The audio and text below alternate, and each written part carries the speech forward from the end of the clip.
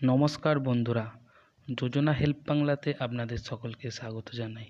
চলে এসেছি আজকে রাজ্যের গরমের ছুটি নিয়ে বড় আপডেট।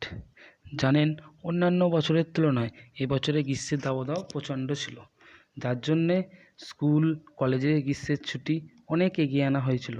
তার ডেট ছিল 22 এপ্রিল থেকে 3রা জুন পর্যন্ত, কিন্তু বর্তমানে পরিস্থিতি বদলেছে। তীব্র তাপপ্রবাহের অবসান ঘটিয়ে বর্তমানে স্বস্তির বৃষ্টিতে ভিজছে রাজ্য। রোজই ঝড় বৃষ্টি আর তার জেরে হুড়মুড়িয়ে তাপমাত্রা কমেছে দক্ষিণবঙ্গ সহ গোটা রাজ্যে। চলতি সপ্তাহে আর তাপমাত্রা বাড়ার ঝক্কি নেই, যদিও রবিবারের পরে বৃষ্টি কমলে ফের চড়তে পারে পারদ। এই আবহে গরমের ছুটি নিয়ে বাতিল করে ফের স্কুল খোলার দাবি বঙ্গীয় প্রাথমিক শিক্ষক সমিতি, পশ্চিমবঙ্গ প্রধান শিক্ষক সমিতির।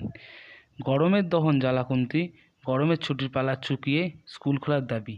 এ ব্যাপারে শিক্ষা দপ্তরকে প্রস্তাবও পাঠিয়েছে বঙ্গীয় প্রাথমিক শিক্ষক সমিতি, পশ্চিমবঙ্গ প্রধান শিক্ষক সমিতি। দুই শিক্ষক সংগঠনের দাবি, এক দফায় এত লম্বা ছুটি না দিয়ে আপাতত স্কুল খোলার ব্যবস্থা করা হোক। কিছুদিন পর যখন আবার গরম পড়বে তখন নয় ছুটি দেওয়া হবে।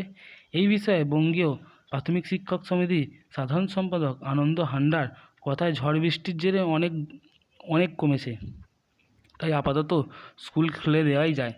ফের মাত্রাতিরিক্ত গরম পড়লে পরে ছুটি দেওয়া যেতে পারে।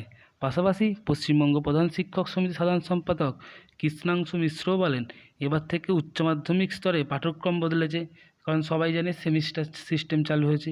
এই আবহাওয়ায় গরম কমলেও স্কুল বন্ধ রাখলে স্টুডেন্টদের পড়াশোনার ক্ষতি হবে। প্রসঙ্গত, রাজ্যে তীব্র তাপপ্রবাহ থেকে বাঁচতে প্রায় 1 মাস আগে আনা হয়েছিল তো গরমের ছুটি। তবে এ বিষয়ে রাজ্য শিক্ষা পর্ষদ কোনোরূপ প্রতিক্রিয়া জানায়নি। চলুন আজকের ভিডিও এই পর্যন্তই। ভিডিওটি যদি ভালো লাগে লাইক, শেয়ার, কমেন্ট এবং চ্যানেলটিকে সাবস্ক্রাইব করবেন এবং পাশে থাকবেন। ধন্যবাদ।